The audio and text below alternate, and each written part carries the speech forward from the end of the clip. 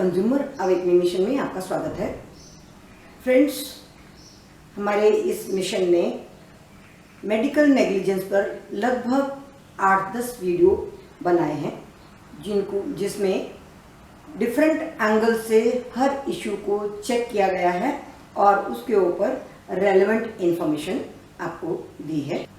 Medical negligence क्या है, cases कैसे सिद्ध होते हैं, आपको क्या क्या प्रिकॉशंस लेने चाहिए, क्या क्या डॉक्यूमेंट्स आवश्यक होते हैं, क्या प्रोसेस है, ये सारी चीज़ें हम अपने पहले के वीडियोस में बता चुके हैं। आज हम जो इशू उठा रहे हैं वो हम व्यूअर्स के रिक्वेस्ट पे उस पर्टिकुलर टाइम के बारे में बात करेंगे जब पेशेंट ऑलरेडी ट्रीटमेंट के अंडर है। बहुत लोगों को ये समस्या होती है कि जब हमारा पेशेंट अंडर ट्रीटमेंट है और उस समय उसको कोई राहत नहीं मिल रही और पेशेंट के वेल विशर्स को ये संदेह होने लगता है कि पता नहीं डायग्नोसिस ठीक हुआ है या नहीं, ट्रीटमेंट ठीक चल रहा है या नहीं और कोई रिकवरी के साइंस दिखाई नहीं दे रहे, तो ऐसी सिचुएशन में उनको कैसे पता चलेगा कि डायग्नोसिस ठीक हुआ है और ट्रीटमेंट ठीक चल रहा है। तो ये एक कॉमन प्रॉब्लम है और कॉमन क्वेश्चंस हैं जो व्यूअर्स ने पूछे हैं। निश्चित रूप से ये आपकी समस्या है और इस कंफ्यूजन को दूर करने के लिए आज हम आपके सामने स्टेज बाय स्टेज इशू पे चर्चा करेंगे। देखिए, सबसे पहले तो आपका पेशेंट अंडर ट्रीटमेंट है, आपको कोई रिकवरी का साइन नज़र नहीं आ रहा और डॉक्टर से जब आप पूछते हैं तो वो यही बताते हैं कि ट्रीटमेंट चल रहा है, जल्दी ही ठीक हो जाएगा। नर्सिस से पूछते हैं तो वो बोलते हैं डॉक्टर्स बताएंगे, और आपने ट्रीटमेंट रिकॉर्ड को चेक नहीं किया है। सबसे बड़ी बात ये है, हॉस्पिटल में, नर्सिंग होम में, सब जगह ट्रीटमेंट रिकॉर्ड नर्सिस के पास होता है जो आप चेक कर सकते हैं। आप वो चेक नहीं कर पाते हैं या आपको पता नहीं होता है, इसलिए आपको यह कंफ्यूजन बढ़ता चला जाता है। तो फ्रेंड्स, एक बात जान लीजिए, ट्रीटमेंट से रिकवरी जल्दी ना हो पाना नेग्लिजेंस की निशानी नहीं है, क्योंकि पेशेंट की रिकवरी स्लो होने के बहुत सारे कारण हो सकते हैं। नंबर 1, आप किस स्टेज पर पेशेंट को लाए हैं और डिजीज़ किस स्टेज पे थी। यदि बीमारी बढ़ गई है तो उसको रिवर्स करने में समय लगता है। दूसरा, पेशेंट की अदर सिचुएशन बॉडी की क्या है। मान लीजिए उसको कोई दूसरी और भी प्रॉब्लम्स हैं जिसके लिए वो दवाई ले रहा है, तो डॉक्टर उसको स्ट्रॉन्ग मेडिसिन नहीं दे सकते, इसलिए रिकवरी स्लो हो सकती है। तीसरी बात, पेशेंट की एज भी होती है। अगर पेशेंट की एज ज़्यादा है और उसको छोटी मोटी प्रॉब्लम्स, डायबिटिक्स की, हाई ब्लड प्रेशर की, इस तरह की कोई समस्या रहती है, तो भी डॉक्टर उसको स्ट्रॉन्ग मेडिसिन नहीं देंगे और इसलिए ट्रीटमेंट स्लो हो सकता है। यहाँ पर हम आपको बताएं कि डॉक्टर कोई एश्योरर नहीं होता कि आपकी बीमारी ठीक होगी ही, पर इसका मतलब ये नहीं है कि डॉक्टर नेग्लिजेंट है।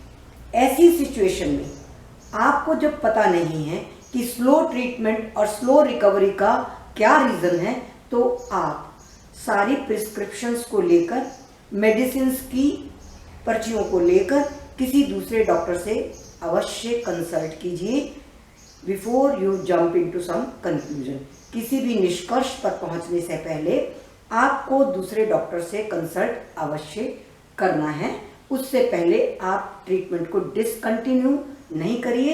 It will be at your risk and responsibility. इसमें आपको अपना खतरा स्वयं ही उठाना होगा। यदि बिना डॉक्टर की सहमति से आप ट्रीटमेंट को डिसकंटिन्यू करते हैं तो पेशेंट को नुकसान हो सकता है। ये था पहला पॉइंट। हमने इसमें 8 पॉइंट्स पर चर्चा करनी है। 8 वेरी इंपॉर्टेंट पॉइंट्स हैं, 8 बहुत ही महत्वपूर्ण पॉइंट्स हैं जिनको आपको जानना है और ध्यान में रखना है किसी भी निष्कर्ष पर पहुंचने से पहले। अब दूसरा पॉइंट ये है कि अगर आपने किसी डॉक्टर से कंसल्ट किया है और उसमें डायग्नोसिस ठीक निकला है, जो डायग्नोज पहले डॉक्टर ने किया है वही डायग्नोज इस डॉक्टर ने भी किया है और दवाई बदल दी है, तो भी डॉक्टर नेग्लिजेंट नहीं माना जाएगा, क्योंकि एक ही बीमारी के लिए कोई भी डॉक्टर 3 या 4 या 5 कई मेथड्स जो होते हैं, जो मेडिकल साइंस में एस्टैब्लिश्ड मेथड्स हैं, उनमें से यदि एक भी मेथड से वो काम करता है तो नेग्लिजेंट नहीं होगा, क्योंकि सारे मेथड्स मान्य हैं, स्वीकार्य हैं और एस्टैब्लिश्ड हैं। इसलिए डॉक्टर नेग्लिजेंट नहीं होगा यदि डायग्नोसिस ठीक है। अब यहाँ पर बात यह कि अगर डायग्नोसिस ही डिफरेंट है, पहले डॉक्टर ने कुछ और डायग्नोज किया है और अब डॉक्टर ने डिफरेंट डायग्नोज किया है और डिफरेंट मेडिसिन भी दी है, तो आप दूसरे डॉक्टर के पास ले जाइए, ट्रीटमेंट का कंटिन्यू करवाइए और साथ ही में एक तीसरे डॉक्टर से भी कंसल्ट अवश्य करिए कि ये 2 तरह के डायग्नोसिस हुए हैं, इनमें से कौन सा आपको ठीक लगता है। ये तीसरी ओपिनियन जब हो जाएगी तो आप आश्वस्त हो सकते हैं कि कौन सी डायग्नोसिस ठीक है, क्योंकि कई बार डायग्नोसिस में भी अंतर हो सकता है गलती से, वो गलती हो सकती है, वो नेग्लिजेंस हो सकती है, किंतु यदि डायग्नोसिस ठीक था तो नेग्लिजेंट नहीं होगा। डायग्नोसिस गलत है, ट्रीटमेंट करवाइए और इमीडिएटली आपको स्टेप उठाने हैं, क्या कि आपको तीसरी ओपिनियन ज़रूर ले लेनी है। अगला स्टेप ये है, जब आपको ये पता चल गया कि डायग्नोसिस गलत था, तो आपको सारे ट्रीटमेंट रिकॉर्ड ले लेने हैं, पहले के डॉक्टर के भी और दूसरे के डॉक्टर के भी। क्लिनिक में आपकी फाइल होती है, हॉस्पिटल में आपकी फाइल होती है, ये आपका अधिकार है कि आप उनसे फोटोकॉपी ले लीजिए, क्योंकि वही रिकॉर्ड होगा जो बताएगा कि डॉक्टर ने क्या ट्रीटमेंट दिया था। और एक्सरे और लैब टेस्ट जो होंगे वो कंफर्म करेंगे कि जो डायग्नोज डॉक्टर ने किया था और जो डायग्नोसिस टेस्ट लैब से या एक्सरे से मिला था वो मैच करता है या नहीं करता, और फिर क्या दवाई दी गई थी। ये तीसरा स्टेप बहुत महत्वपूर्ण है। आप इन सब चीज़ों को अपने कंट्रोल में लीजिए, सारी चीज़ों को संभाल के रखिए और फिलहाल आपका पूरा फोकस अपने पेशेंट पे होना चाहिए। आप अपने पेशेंट का इलाज करवाइए। अगला स्टेप ये है कि यदि आपके पेशेंट को कोई ऑलरेडी नुकसान हो चुका है रॉन्ग डायग्नोसिस से या रॉन्ग मेडिसिन से, तो सबसे पहले आपको ये करना है कि एक्सपर्ट ओपिनियन प्रॉपरली किसी भी गवर्नमेंट हॉस्पिटल से लेकर रखिए, ताकि ये आपके बाद में काम आए और आपको इस बारे में यदि आप आश्वस्त हैं, कंफर्म है कि ये गलत ही हुआ है और अब आपका पेशेंट ठीक होने लगा है, उसको ट्रीटमेंट ठीक मिल रहा है और प्रोग्रेस हो रही है उसकी रिकवरी में, तो आपको इंडियन मेडिकल एसोसिएशन को इन्फॉर्म करना है, स्टेट की मेडिकल एसोसिएशन को इन्फॉर्म करना है, पहले वाले हॉस्पिटल के मेडिकल ऑफिसर को इन्फॉर्म करना है और फिर ये सारा रिकॉर्ड अपने पास रखना है। कल को आपको कंज्यूमर कोर्ट में इस सारी चीज़ों की आवश्यकता पड़ेगी।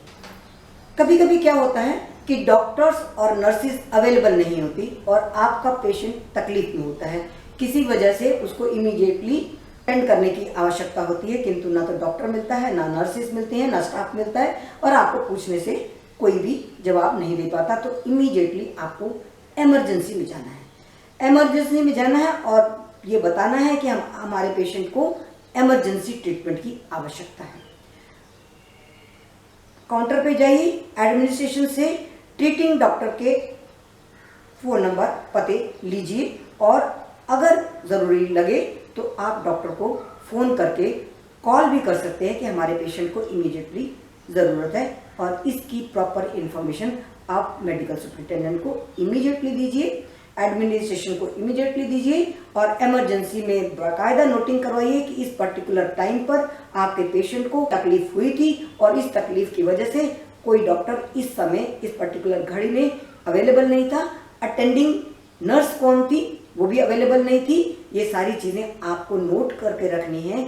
ये पैरामेडिकल स्टाफ की गलती लापरवाही हो सकती है, इसको आपको ध्यान में रखना है और ये सारे आपके रिकॉर्ड है जब आप कभी आपको लगेगा कि आपको मेडिकल नेग्लिजेंस की वजह से कोई नुकसान हुआ है तो ये सारे रिकॉर्ड आपके काम आएंगे।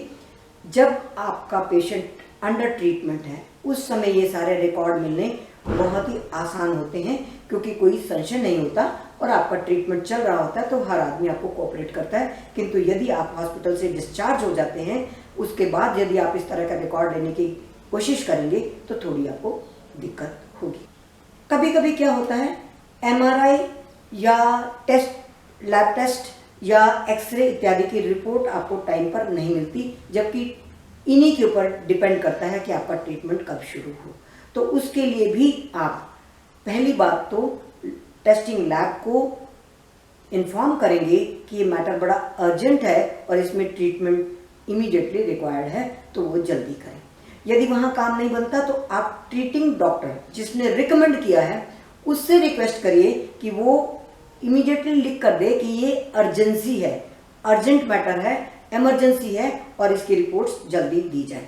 फिर भी यदि आपका काम नहीं बनता तो आप बाहर से कहीं से भी अपने पेशेंट को ट्रीटमेंट टेस्टिंग के लिए ले जा सकते हैं, टेस्ट करवा सकते हैं, रिपोर्ट ले सकते हैं और हॉस्पिटल क्लिनिक को जहां पर आपका मेन ट्रीटमेंट चल रहा है उनको प्रोवाइड कर सकते हैं ताकि आपका ट्रीटमेंट जल्दी हो।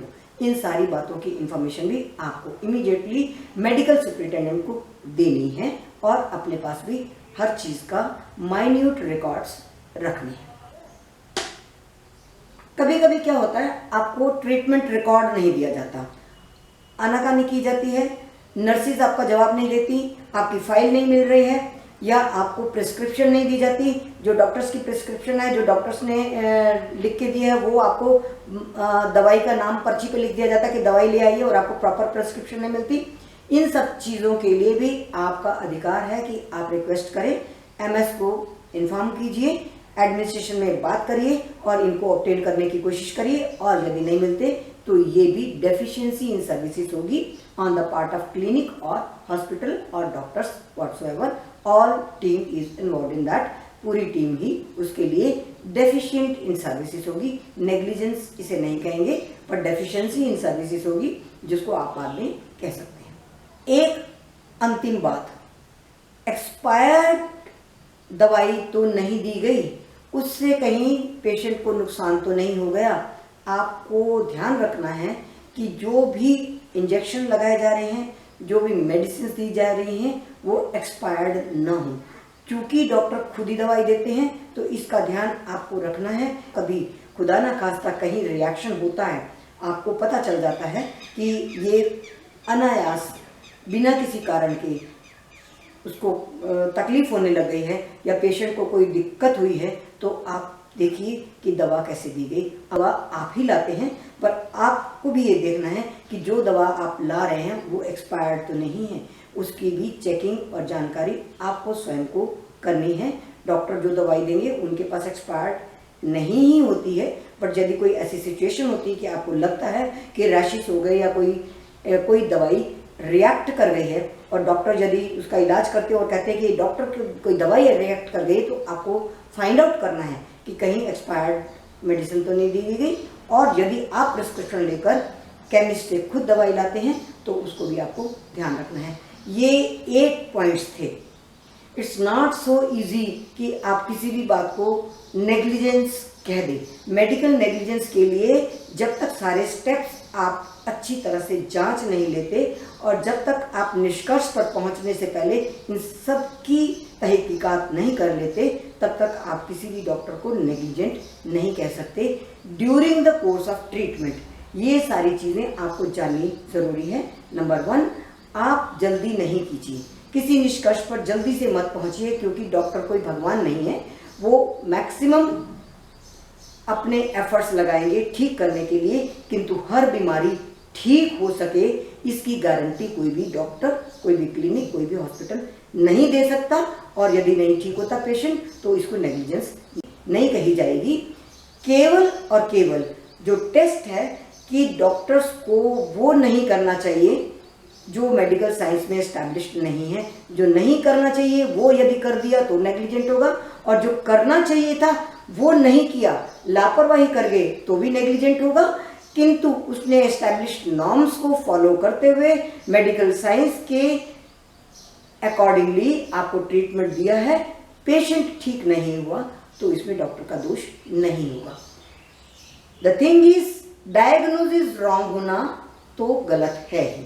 डायग्नोसिस गलत होगा तो इलाज भी गलत होगा, इलाज गलत होगा तो पेशेंट को नुकसान ऑब्वियसली होगा, रिकवर तो नहीं ही करेगा। इसलिए उस चीज को आपको पकड़ना है पहले। और एक बात और आपको बता दें, सुप्रीम कोर्ट के जजमेंट्स में ये बहुत क्लियर इंस्ट्रक्शंस हैं डॉक्टर्स के लिए कि डॉक्टर को भी अपने पेशेंट को लेने से पहले 3 चीज़ों का ध्यान ज़रूर रखना है। पहला, उसको ये डिसाइड करना है कि पेशेंट को लेना है या नहीं लेना है ट्रीटमेंट के लिए, क्योंकि डिपेंड्स उसके क्लिनिक में वो सब सुविधाएं हैं, वो सब इंस्ट्रूमेंट्स हैं, वैसे डॉक्टर्स एक्सपर्ट हैं जो इसको ट्रीटमेंट कर सकेंगे और बेड्स अवेलेबल हैं। यदि ये तीनों चीज़ें नहीं हैं तो डॉक्टर रिफ्यूज़ कर सकता है, और डॉक्टर का ट्रीटमेंट के लिए पेशेंट को न लेना नेग्लिजेंस नहीं है। दूसरी बात, यदि उसने पेशेंट को ले लिया है तो उसको ये तय करना है कि डायग्नोसिस क्या डायग्नोसिस किया है, बीमारी क्या है और उसको क्या इलाज देना है। और तीसरा स्टेप है, जो उसने डायग्नोस किया उसके अकॉर्डिंगली दवाई दी है या नहीं। ये 3 चीज़ें भी आपको देखनी है, किंतु ये सारी चीज़ें आपको रिकॉर्ड में रखनी अवश्य है इस निष्कर्ष पर पहुंचने के लिए कि एक्चुअली आपके पेशेंट को ट्रीटमेंट जल्दी क्यों नहीं लगा। Thank you very much. बने रहिए हमारे साथ, हम फिर मिलेंगे एक नए इशू के साथ। हमारे चैनल को सब्सक्राइब कर लीजिए, हमारे वीडियोस को अधिक से अधिक शेयर करिए, पसंद हो तो लाइक करिए। हम फिर मिलेंगे। Thank you.